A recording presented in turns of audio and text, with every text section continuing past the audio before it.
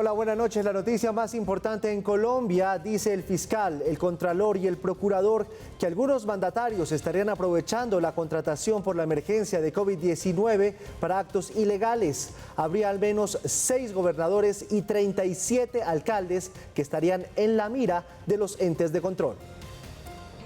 Para los entes de control hay suficiente evidencia documental como para iniciar procesos en contra de algunos mandatarios que habrían premiado con contratos a los aportantes de sus campañas. 44 contratos de aportantes contratistas, 6 aportantes a gobernaciones, 37 alcaldías y un aportante a edil. De hecho, la Contraloría, a través del uso de tecnología de punta, ya tiene los primeros casos concretos. Uno de sus aportantes a la campaña del actual gobernador del Bichada, el señor Jorge Eliezer Forero Gaitán, aportó 40 millones de pesos y tiene hoy un contrato por 1.714 millones. En el departamento de Boyacá, un aporte de 102 millones de pesos y hemos encontrado contratos de transportes Los Muiscas S.A. y Lisset Joana Sierra Gómez por 70 millones de pesos. A la campaña de la gobernación de Caquetá, por 157 millones de pesos y tienen contratos por 1.600 millones de pesos. La Procuraduría aseguró que las cifras de lo que habrían recibido los aportantes son escandalosas. Está clarísimo que es pago de favores por financiamiento de campaña y ahí la gravedad de esa veta de investigación que, repito, abren hoy los organismos de control en Colombia. De esos 147 contratos, les decía, son de un valor de 47.000 millones de pesos. Y además que hay evidencia de que el dinero se quedó en unas pocas manos. Oigan esto, a solo 8 contratistas se le adjudicaron más de 49 contratos por casi 44.000 millones de pesos. La Contraloría anunció que arrancaron otras indagaciones por presuntos malos manejos en recursos de COVID en casos como Bogotá.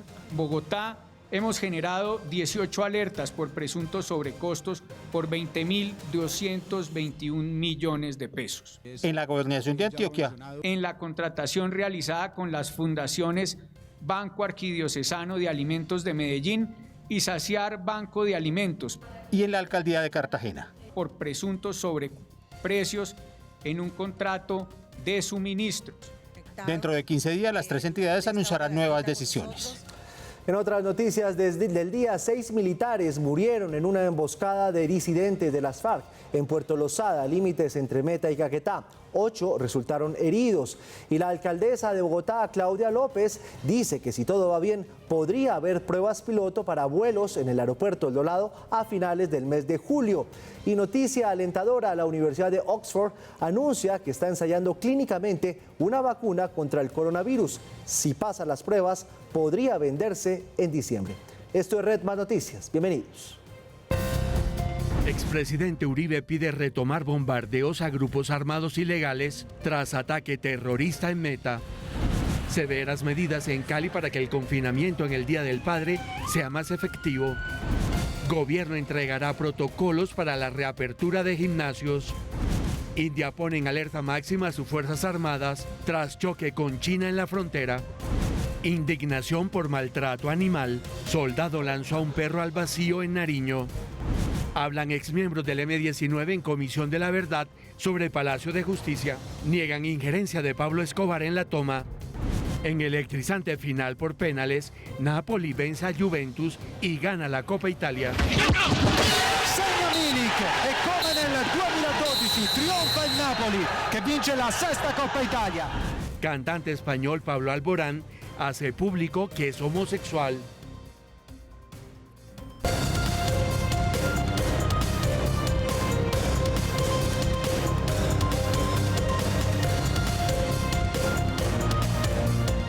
Comienza Red Más Noticias.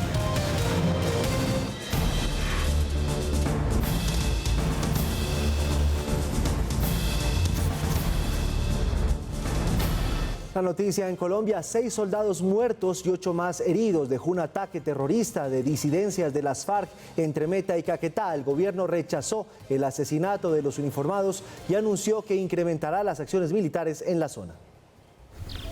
En la madrugada de hoy, mientras se adelantaba una ofensiva militar para dar con el paradero de alias Álvaro Boyaco, en zona rural del municipio de La Macarena, en límites con Caquetá, fueron asesinados 6 soldados pertenecientes al Batallón de Operaciones Terrestres número 2. Miembros de las disidencias de los grupos armados ilegales que delinquían en la zona perpetraron el ataque contra los soldados Juan Gabriel Sevillano, Juan Pablo Titistar, John Manuel Valencia, Yorlín Valencia, Jason Valencia y Nicolás Vargas Mejía. Al conocerse el hecho, el presidente Iván Duque se pronunció rechazando el ataque. 6 hombres entregados al servicio de la patria fallecieron enfrentando el narcotráfico, protegiendo nuestra selva. 8 hombres resultaron heridos, atacados vilmente por el narcotráfico, por esos grupos armados organizados, por esas disidencias. Mientras tanto, el ministro de Defensa fue enfático en anunciar que se aumentarán las acciones militares contra los grupos al margen de la ley. La respuesta de la fuerza pública será arreciar e incrementar, dentro del marco de la ley, las acciones contra toda organización criminal en esta región del país que solo buscan lucrarse del narcotráfico. 8 soldados más que resultaron heridos fueron atendidos en el Hospital María Inmaculada de Florencia, Caquetá. 4 soldados pertenecientes al Ejército Nacional. 3 de ellos se encuentran en la unidad de urgencias del hospital con heridas de tejidos blandos, heridas superficiales que comprometen piel, músculo, están estables hemodinámicamente. El comandante del Ejército, general Eduardo Enrique Zapateiro, viajó a primeras horas de hoy a Florencia para conocer detalles del ataque y visitar a los soldados heridos. Ánimo, a recuperarse pronto y a seguir. A esta hora, un grupo de inspección general de las fuerzas militares se encuentra en la zona realizando acciones de verificación. Tras el ataque contra la unidad militar en la zona entre Caquetá y Meta, el expresidente Álvaro Uribe sorprendió con una polémica propuesta. A través de su cuenta en Twitter, el expresidente escribió: muchos de quienes apoyamos al gobierno consideramos que se requiere que la aviación militar bombardee al terrorismo día y noche, sin tregua. Es lo que ha dicho el expresidente.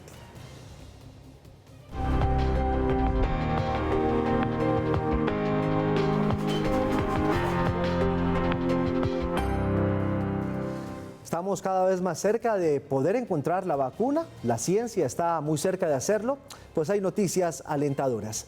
Siguen llegando buenas informaciones. La Universidad de Oxford, en la lucha contra el coronavirus, dice que ya empezó la producción de una vacuna que está en periodo de testeo y que si lo supera, si es aprobada clínicamente, podría empezar una venta masiva en el mes de diciembre.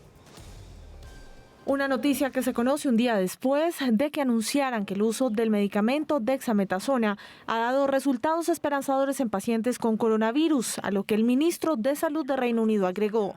El ensayo de dexametasona de la Universidad de Oxford en más de 2.000 pacientes con COVID-19 que recibieron este medicamento, un esteroide de uso común durante 10 días. Para los pacientes que estaban lo suficientemente enfermos para necesitar oxígeno, el riesgo de morir disminuyó un quinto. Y para los pacientes más graves con ventiladores mecánicos, el riesgo de morir se redujo en más de un tercio. Celebran el hallazgo. Es la primera vez que alguien en el mundo ha demostrado clínicamente que un medicamento puede mejorar las posibilidades de supervivencia para los pacientes con coronavirus más gravemente enfermos. Después de conocer los beneficios del medicamento dexametasona, la Universidad de Oxford anunció además que ya iniciaron la producción de la vacuna contra el coronavirus y que esperan esté lista para diciembre. El laboratorio espera tener la producción lista para cuando salgan los resultados de eficacia de la base de ensayos clínicos que terminarían a finales de octubre o principios de noviembre. Europa sigue en la lucha por la vacuna. Bruselas adelantará más de 2.000 millones a las farmacéuticas y en esta carrera contrarreloj temen que en el caso de Estados Unidos y China quieran reservar su vacuna exclusivamente para sus ciudadanos. Cuando se trata de combatir una pandemia, no hay lugar para un yo primero. Europa es una isla. Nuestras economías están estrechamente conectadas, no solo entre ellas, sino con el resto del mundo a través del comercio global, los viajes y la cooperación. Por su parte, Rusia ya inició en humanos los ensayos de su vacuna. Dicen que se prolongarán aproximadamente 1 mes y medio y que la vacunación será realizada en 2 etapas, una en el día 0 y la otra en el día 21. Su objetivo principal es verificar la seguridad y tolerabilidad de los componentes de la vacuna. El Ministerio de Salud emitió el permiso para que se hicieran los ensayos clínicos con parámetros cualitativos y cuantitativos. Para esto, desde principios de junio fueron seleccionados 2 grupos de voluntarios entre militares y civiles. A propósito de esta noticia de la Universidad de Oxford, que dice estar muy cerca de la vacuna, hoy se conocen las cifras en Colombia.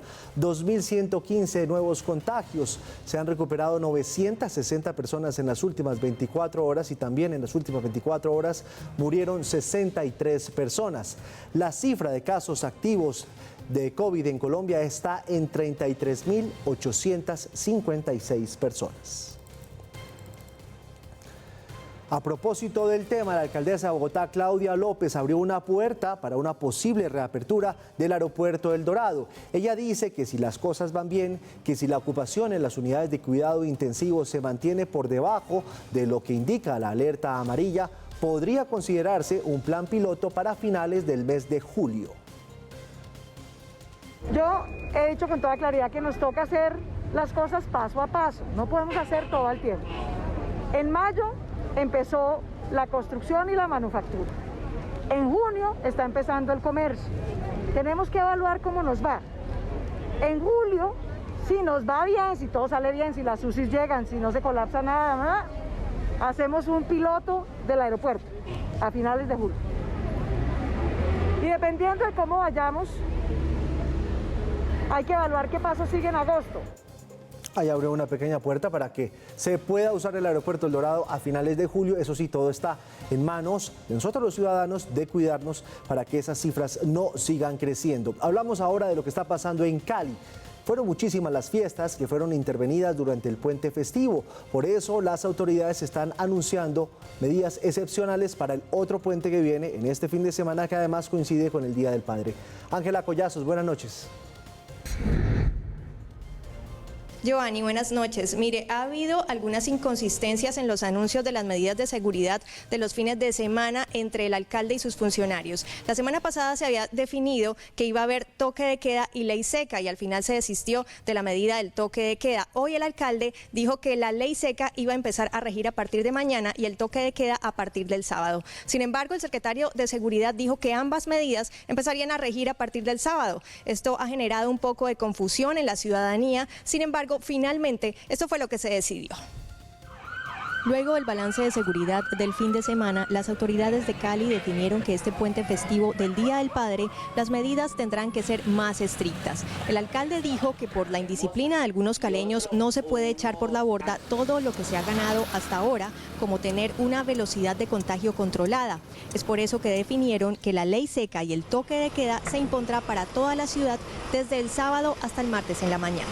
En el ánimo de garantizar la seguridad y la tranquilidad de todos los caleños, el primero tiene que ver con el tema de la ley seca, la cual va a ser implementada a partir del sábado a las 5 de la mañana hasta el martes a las 5 de la mañana.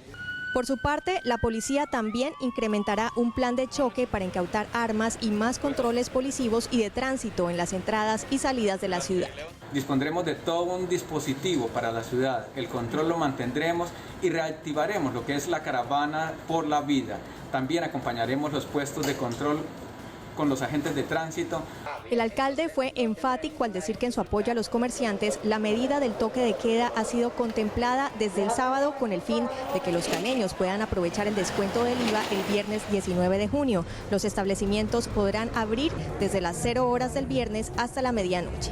Queremos que el 19 de junio las empresas abran 24 horas si así lo quisieran hacer, previo registro en una plataforma de la alcaldía y la policía. Para ese día tampoco regirá el pico y cédula. El alcalde de Cali ha dicho que valora que gran parte de los caleños siga respetando el confinamiento pese a la fatiga de la cuarentena y espera que las personas que no son originarias de Cali puedan construir una identidad cívica y responsable en estos momentos. Esta es toda la información desde Cali. Informó para ustedes Ángela Collazos, Red Más Noticias. Gracias, Ángela. Hoy se realizó en Barranquilla una mesa técnica con la participación de la bancada de congresistas del Atlántico, los mandatarios del departamento, los alcaldes de municipios, viceministros de Salud y Defensa y del Interior para desarrollar un plan que permita frenar la rápida expansión del virus en ese sector del país. El próximo viernes llegará al departamento un grupo de miembros de la Fuerza Pública para garantizar el cumplimiento de las medidas de aislamiento y la implementación de más cercos sanitarios en los sectores más afectados por el virus. Por eso hemos dispuesto que se aumentarán 400 hombres del Ejército y en 150 de la Policía para fortalecer tanto los cercos epidemiológicos o cercos sanitarios como las caravanas que estarán recorriendo tanto la ciudad como los municipios más afectados del departamento. El senador Armando Benedetti aseguró que quienes insistan en violar las medidas adoptadas podrán ser judicializados. Se va a poder penalizar y detener y poner preso a quien no cumpla el toque de queda, la cuarentena y los cercos que vienen a las poblaciones de Malambo y Soledad. Igualmente se anunció que las EPS se deben comprometer a mejorar sus tiempos de reacción y a realizar las atenciones domiciliarias. Para que mejoren el tiempo de elaboración y respuesta de las muestras. Lo segundo, que distribuyan un equipo importante en el departamento para poder hacer esa atención domiciliaria en salud. Y tercero, dispondrán de unos hombres que van a acompañarnos en nuestras campañas pedagógicas. El viceministro de Salud, Luis Moscoso, también estuvo presente en compañía del alcalde Jaime Pumarejo en la puesta en funcionamiento de los ventiladores que fueron entregados por parte del Gobierno Nacional en los centros de atención especializada de COVID-19 en la ciudad. Poco a poco se están presentando protocolos de reactivación, no solamente económico, sino también social y también académico. Hablemos primero de los sociales, o mejor, de los espirituales. Los representantes de los diferentes credos religiosos se declararon satisfechos por la decisión del gobierno de comenzar esa reapertura de sus lugares de oración. Dentro de pocos días comenzará el segundo plan piloto en un municipio libre de COVID-19. Tras el primer piloto de reapertura en una iglesia católica, en la Basílica Menor de Salamina Caldas, en condición de municipio no COVID, se dan nuevos pasos y en ese mismo sitio se abrirá una sede de la Iglesia Pentecostal Unida. Aplaudimos que a través del Ministerio del Interior, de Presidencia de la República, ya se permita que algunos templos, independiente de la religión, puedan comenzar a abrir sus puertas, dado que la vida espiritual es muy importante. Para la Iglesia Católica es claro que se dan pasos en la dirección correcta y por eso les dio una instrucción clara a los sacerdotes y obispos para que el progresivo regreso a los templos no se vea frustrado. Hay, sobre todo, unas medidas muy importantes para el ingreso, el control de aforo, el distanciamiento social, la desinfección para estar en los templos.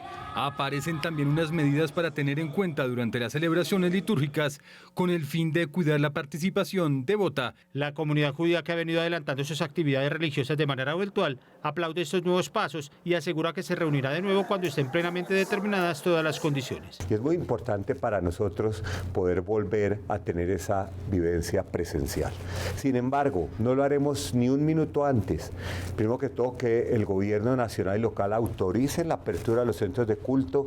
Segundo, que se han establecido todos los protocolos de bioseguridad para garantizar la seguridad de todas las personas que van a congregarse en el momento de la sinagoga. La comunidad musulmana también se mostró de acuerdo en que el regreso sea programado, paulatino y de manera segura para todos, y por eso les pidió a sus feligreses hacerlo con mesura y les dio indicaciones muy precisas. Cada musulmán tiene que llevar su tapete individual para no postrarse en el piso, sino postrarse en el tapete individual que lleva, y después de eso tenemos que abstenernos de saludarnos a besos. Para Casa sobre la Roca, la iglesia cristiana más numerosa y una de las más importantes del país, es claro que la reapertura con protocolos de bioseguridad es fundamental, pero le pide al gobierno flexibilizar algunas condiciones. Cada domingo en un culto se reúnen cerca de 3.000 personas y las reglas que propone el gobierno, según dicen, plantea una dificultad logística enorme, pues la desinfección tras el evento es mucho más demorada y exigente que la de una iglesia pequeña, por ejemplo. Lo que están pensando sería terrible, porque para uno solo de nuestros servicios dominicales sería necesario trabajar 10 horas cada domingo. Que Dios guíe a quienes toman las medidas. El gobierno confirmó ayer que lo ideal es que cualquier servicio religioso no se extienda por más de una hora para reducir al mínimo las aglomeraciones y por ende evitar el contagio de COVID. Eso en cuanto a los protocolos que tienen que ver con los servicios religiosos. Ahora hablemos de los protocolos para la educación, porque ya el ministerio tiene listos para poder volver a las aulas, por lo menos en la figura de alternancia a partir del mes de agosto. Eso sí, de acuerdo con los padres. Señora ministra María Victoria Angulo, ministra de Educación, es un gusto saludarla. Bienvenida a Redman Noticias. Bueno, buenas noches, Giovanni. Un saludo a usted y a todos los televidentes. Señora ministra, ¿cómo van a hacer los niños para estudiar a partir del mes de agosto? Quienes quieran, los padres que quieran enviar a sus hijos a clase con la alternancia y luego desde las clases, desde las aulas. Bueno, gracias, Giovanni. Una explicación que es bien importante para entender los tiempos, los procesos que se van a surtir. Haber publicado los primeros lineamientos es un primer paso, haciéndolo con toda la responsabilidad intersectorial, salud, primera infancia, escucha del sector educativo, porque luego viene un proceso que viene acompañado de recursos con los que podremos acompañar el proceso en las entidades territoriales, pero de la definición de los protocolos por cada uno de los colegios. ¿Por qué lo explico así? Para dejar ver, primero, como usted mencionaba cuando me saludaba, que este es un proceso que tendrá que hacerse acorde a la dinámica de cada región y obviamente con la voz de los padres y de la comunidad educativa, y que además tiene que tener implementación de diversas medidas que requieren todo el rigor y que iremos pues poniendo en marcha gradualmente según las condiciones, pero prepararse es muy importante, Giovanni, justamente para tener la flexibilidad, las condiciones, para ir dando los pasos en el sentido adecuado de educación en casa o cuando están dadas las condiciones de presencialidad con alternancia. Esa presencialidad con alternancia, ¿son cuántos días en casa y cuántos días en el aula, ministra? Para definir eso, Giovanni, se necesitan tener datos muy específicos que los está comenzando a trabajar cada Secretaría de Educación de cada institución educativa. ¿Por qué? Tenemos que saber el número de maestros, saber los maestros que son mayores de 60 años, conocer el grupo de niños, niñas y jóvenes, saber si tienen 1 o 2 jornadas, el tamaño de las infraestructuras. ¿Por qué menciono todo esto? Porque alternancia no es simplemente usted dividir en 2 grupos, 3. Las decisiones para saber cómo define estos días de trabajo en casa de presencialidad depende de todas estas variables que le he mencionado. Así que la semana siguiente será semanas de puntualizar información e ir avanzando en las construcciones de los protocolos. Ministra, se conoció en las últimas horas que una agremiación de rectores de colegios privados hizo una encuesta con padres de familia y más o menos el 89% de los papás dice que no está muy convencido todavía de enviar a los niños a clases porque no aparece una vacuna, porque le da miedo que se contagien los niños, incluso que también se contagien los padres y quienes están en casa. ¿Qué decirles a esos papás que todavía no están muy seguros de enviar a los niños a clases, perdón? Gracias, Giovanni. Yo creo que lo primero es entender, todos entendemos lo que estamos viviendo en el país como seres humanos, como funcionarios y como familia, y sabemos de la incertidumbre y el miedo. Darles toda la tranquilidad que lo que estamos haciendo en el sistema educativo es prepararnos para acompañar las entidades territoriales y seguir fortaleciendo la estrategia de estudio en casa, y cuando se den las condiciones, Giovanni, avanzar con una gradualidad, con presencialidad, que tenga el consentimiento de los padres. Recordemos que por eso nos toca tener todos esos elementos. Nosotros tenemos un objetivo prioritario de cuidado y también que avance el aprendizaje. Sabemos que las distintas metodologías de educación en casa y el esfuerzo tan grande de los maestros ha hecho posible continuar. Sabemos que esto genera también pues brechas de aprendizaje, entonces tenemos que prepararnos para que cuando se den las condiciones no solamente se puedan trabajar los temas académicos, sino también todos los temas socioemocionales de lo que aporta la presencialidad. Así que cuentan con un sistema que se prepara, con un acompañamiento en salud, con una escucha territorial a las variables importantes en materia de salud y también claramente lo más importante a la comunidad educativa, a los padres, a los maestros, y lograr ir dando estos pasos en la medida que estén dadas las condiciones. Señora ministra, algunos padres nos han preguntado, esa alternancia, es decir, la posibilidad de que los niños vayan a las aulas en el mes de agosto, ¿sería a partir de qué grado? Eso también es parte de la definición. Normalmente, Giovanni, lo que hemos visto en experiencias relacionadas y documentadas de otros países es que inicia con los mayores, con los que están en el último ciclo educativo. Para dar un ejemplo, grado 10º y 11, y va gradualmente bajando a los distintos grados de la institución educativa. Entonces, eso hará parte de lo que en los lineamientos se llama reorganización escolar, que tiene que ver con definir horarios, jornadas, quiénes iniciarían el proceso y tener, cuando hablamos de todos los lineamientos y protocolos de bioseguridad y de temas sanitarios, pues estamos hablando para toda la comunidad educativa, para los niños y los jóvenes, pero también para los maestros, los administrativos y toda la comunidad de apoyo de la escuela, de los distintos servicios. Señora ministra, hoy en día, este año lectivo, ¿algún niño puede perder el año?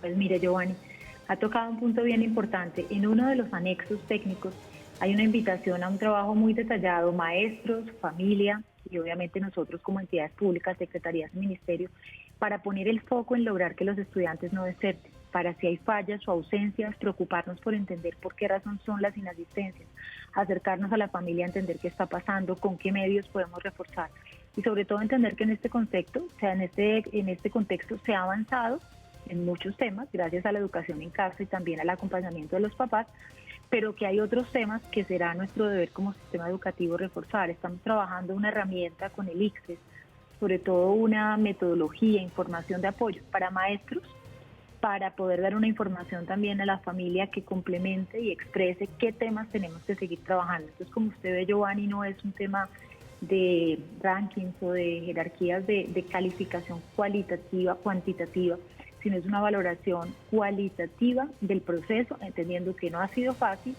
que es una situación difícil en todos los contextos y que acompañaremos al niño en las distintas etapas.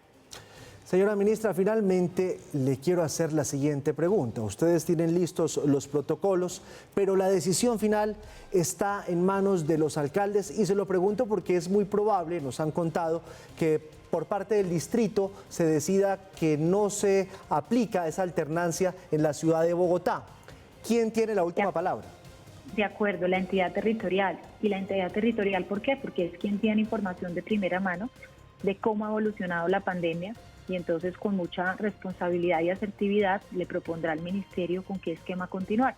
Y allí está, como siempre, y es el primer elemento de los protocolos, educación en casa, que estamos fortaleciendo y que la Secretaría de Educación en comunicación, en este caso de Bogotá, con la Secretaría de Salud, está indicando cuáles son los pasos a seguir. Así que así serán las dinámicas regionales y además, Giovanni, como usted ha acentuado a lo largo de la entrevista, teniendo también obviamente información muy clara de la familia y con el objetivo de poder acompañar al niño tanto en esquemas de educación en casa como cuando se decida en alternancia y considerar también muchísimo la información de salud del niño, de su núcleo familiar, que es bastante importante para acompañar la toma de decisiones. Y creo que serán semanas, Giovanni, así como esta oportunidad que usted me da hoy con los televidentes, de tener muchos foros, reuniones, discusiones. Estaremos reunidos con los secretarios, con los alcaldes, con los gobernadores, con académicos, con expertos, con los maestros, con asociaciones de padres de familia, porque creo que el primer reto es hacer esa lectura comprensiva de los lineamientos y luego comenzar paso a paso con responsabilidad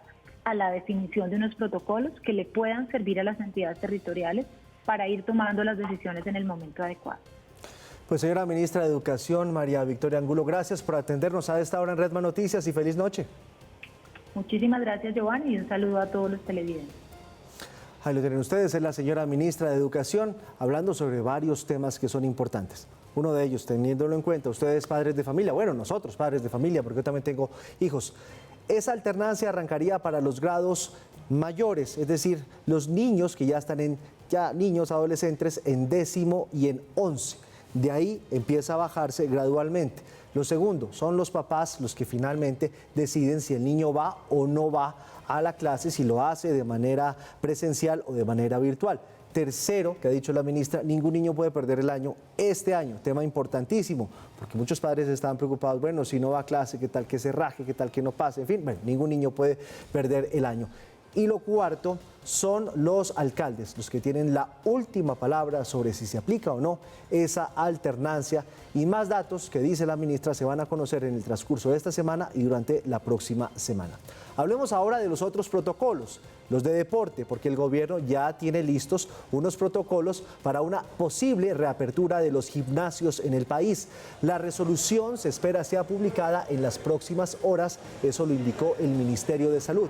Además de las medidas generales de bioprotección, este protocolo podría incluir el control de ingreso de los usuarios a los gimnasios, desinfección constante de los equipos y garantizar el distanciamiento mínimo de 2 metros entre las personas. Estamos paso a paso llevándole esta inquietud al Ministerio de Salud, a ver si de pronto en julio podemos retomar la actividad de los gimnasios. Yo soy un instrumentador, pero no doy la palabra final. A ver qué podemos hacer en el futuro por los gimnasios para que puedan, con unos protocolos muy estrictos, volver a sus actividades.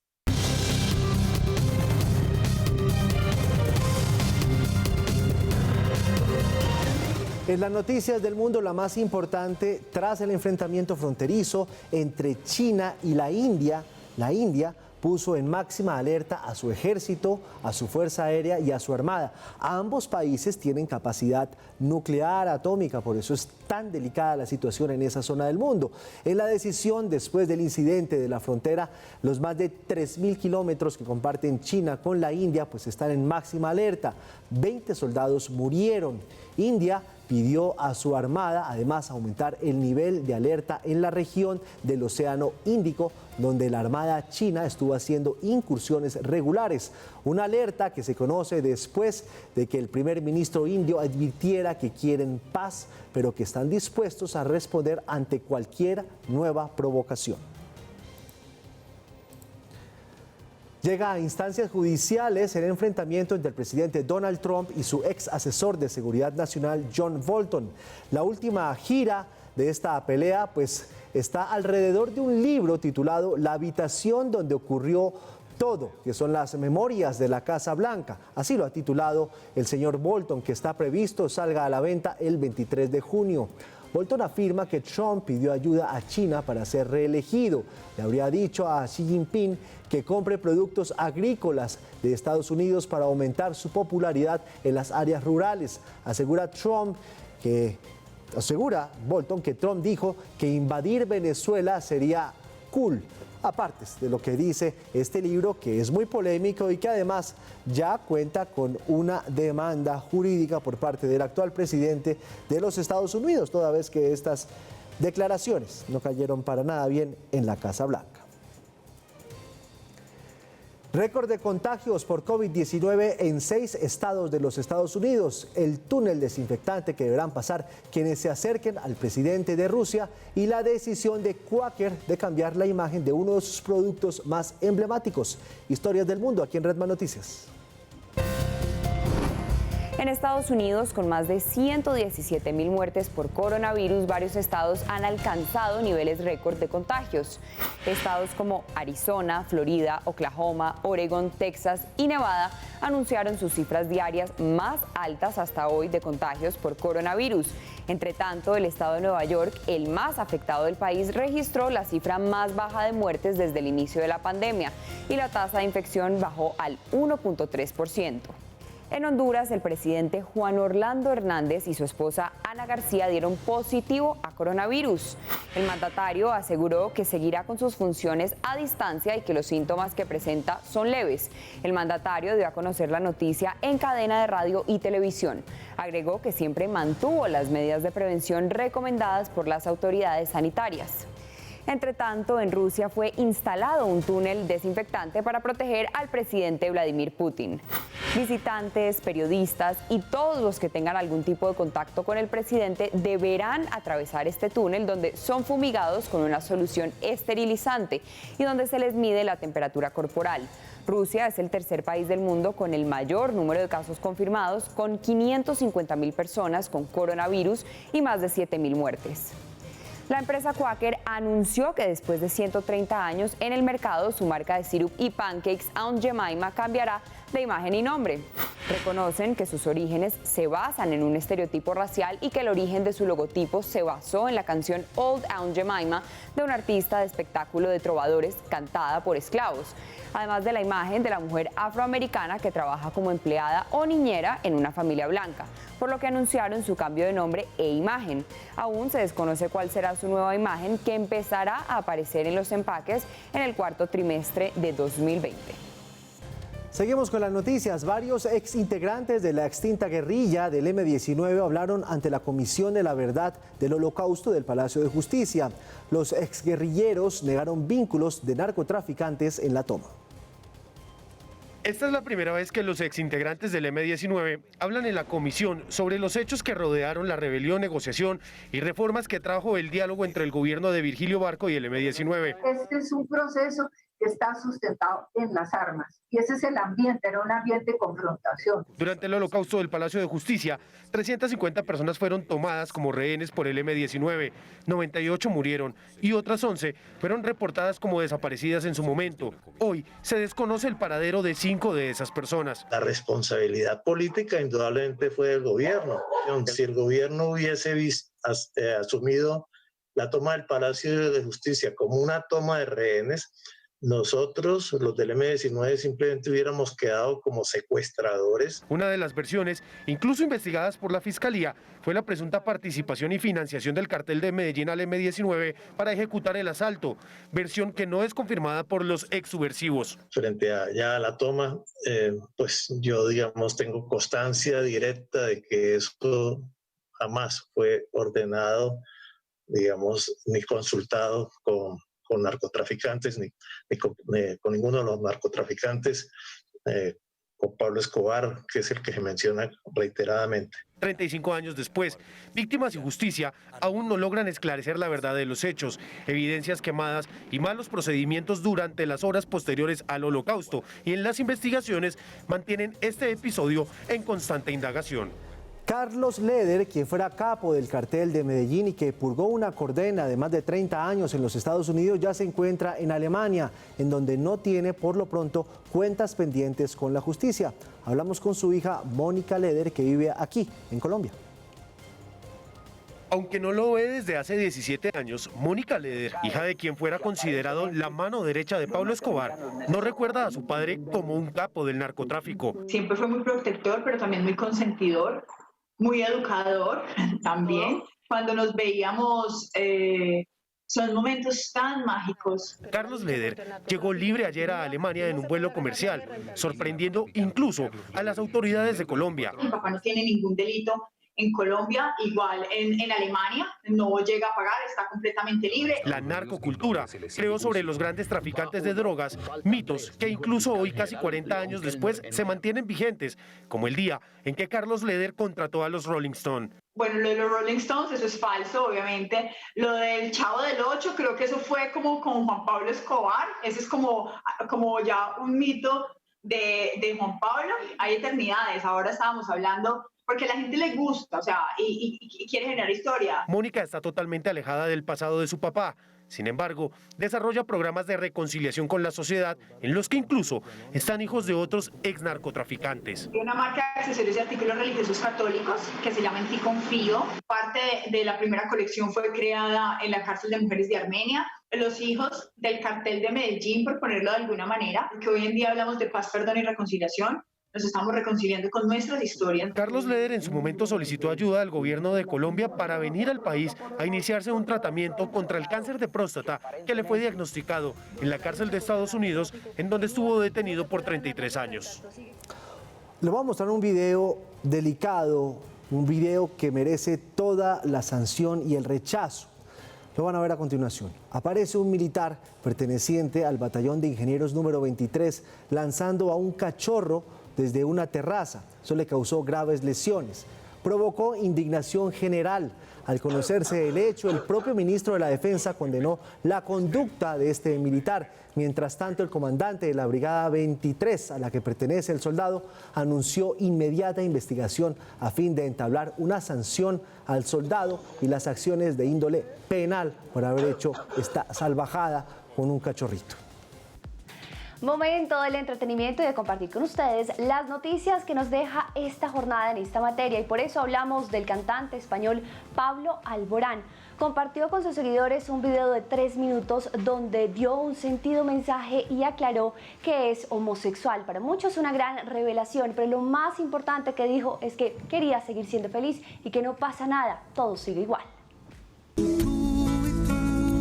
Pablo Alborán siente la urgencia de mostrar algo que tiene guardado en lo más escondido de su closet. Me gustaría contaros algo muy personal. Adelante, Pablo, te escuchamos. Estoy aquí para contaros que soy homosexual, que no pasa nada, que la vida sigue igual. Yo necesito ser un poquito más feliz de lo que ya era. Mucha gente lo supone, lo sabe, o simplemente le da igual. Es homosexual, dice. La confesión aún sorprende en nuestra época. Y eso que Madonna nunca salió a decir, yo soy mujer. Sinatra tampoco debió explicar que era heterosexual. Pero es que la sociedad ha construido ladrillo sobre ladrillo la estigmatización histórica a las minorías. La revelación de Alborán parece necesaria en la nueva red de mensajes incluyentes. En mi casa, en mi familia, he sentido siempre la libertad de poder amar a quien he querido, de dedicarme a lo que he querido. Me he sentido arropado y acompañado a la hora de cumplir cada uno de mis sueños. Alborán salió del closet en pleno estropicio mundial. Media humanidad quiere ser escuchada. Los afrodescendientes, los indígenas, las mujeres, los hombres como Pablo. Habla Alonso Sánchez Baute, activista y escritor abiertamente gay. Es por eso que salir del closet no significa tan solo confesarse gay ante los demás. Es más bien decirles que uno ya no se rechaza a uno mismo por ser quien es. Junio es el mes de la diversidad sexual. Gays, lesbianas y transgéneros baten las banderas arcoíris desde los años 70. No sorprende que la confesión de Pablo Alborán fuera en junio, cuando la prensa habla del poder gay y de los homosexuales más influyentes del show business. Muchos son homosexuales declarados, desde Elton John hasta Miguel Bosé. Y desde Juan Gabriel hasta Chabela Vargas y Ricky Martin. Ya no sé lo que pensar. Alborán gritó que ama a los hombres. Que me he quedado solo, veo que te debo tanto. Hacerlo es cuestión de machos. Y otro personaje que hoy también es noticia es la chef colombiana Leonor Espinosa, considerada una de las mejores de nuestro país, destacada también en la lista de los 50 mejores restaurantes de Latinoamérica. En su haber tiene varios galardones por su precisión culinaria, pero justamente en diálogo con Red Más Noticias nos compartió la crisis por la cual está atravesando ella y su restaurante y cuán difícil es esta situación para la alta cocina colombiana. Choma, ¿dónde está la choma? También está Nato. Tiene aprendida una. La llegada del COVID-19 para la chef colombiana Leonor Espinosa no era una sorpresa. Así se preparó. Su negocio, nombrado el mejor del país, según la lista 50 Best Latin Restaurants, estaban en juego. Todo ese tiempo en mi casa me dediqué a un silencio profundo. Mi hija me visitó 3 veces en esos 40 días. Un silencio profundo. Me levantaba, ayunaba y meditaba.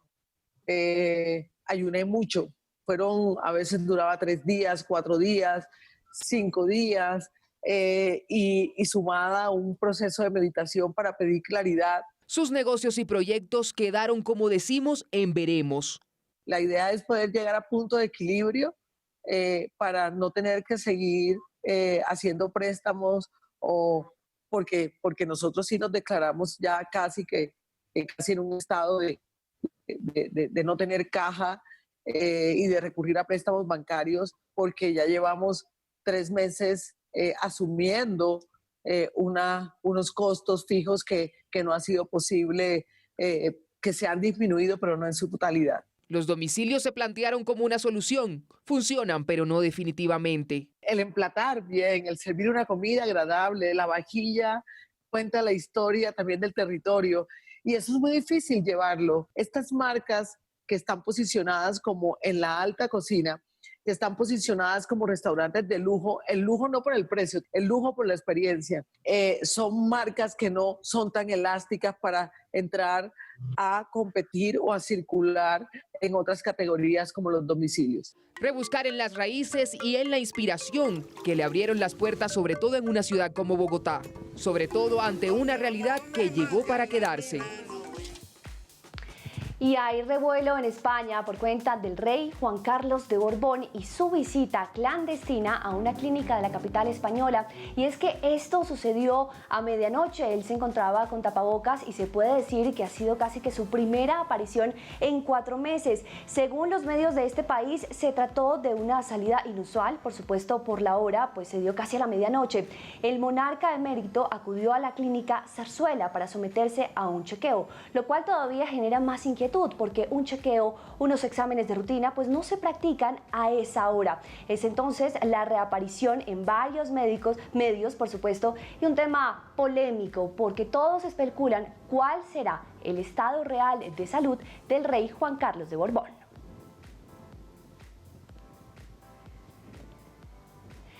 Y hablamos ahora del Museo de Ámsterdam porque compró una carta única por 200.000 euros y esto, por supuesto, habla de la historia del arte de nuestro planeta. Es que esta inusual carta es una comunicación firmada por 2 grandes del arte, Vincent van Gogh y Paul Gauguin, dirigida al también artista Émile Bernard, escrita en francés y fechada en 1888, y describe el intenso periodo en que Vincent y Paul intentaron crear una comunidad pictórica en la Casa Amarilla de Arles, justamente en Francia.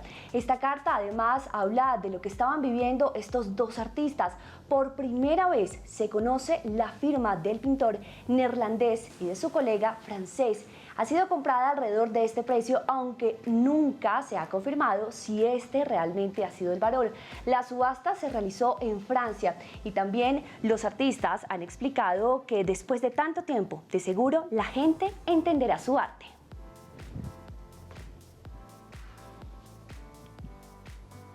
Y la polémica también llega a Rusia, justamente al mausoleo de la Plaza Roja de Moscú, donde se encuentran los restos de Lenin. Él está momificado y la disputa justamente es por si se deben o no mantener estos restos. ¿Será que podrían venderse para financiar la crisis que ha sucedido con la pandemia del COVID-19? ¿Será que si se venden podrán cumplir todos los gastos que ha generado esta situación? Y es que hay que decir que los restos, o mejor, el mantenimiento de estos restos cuestan al año 173.000 euros. Este es un debate que apenas se abre y que nuevamente empieza a enfrentar a los rusos, porque muchos dicen que si se logra vender por un muy buen precio, esta crisis podría no ser tan costosa para este país.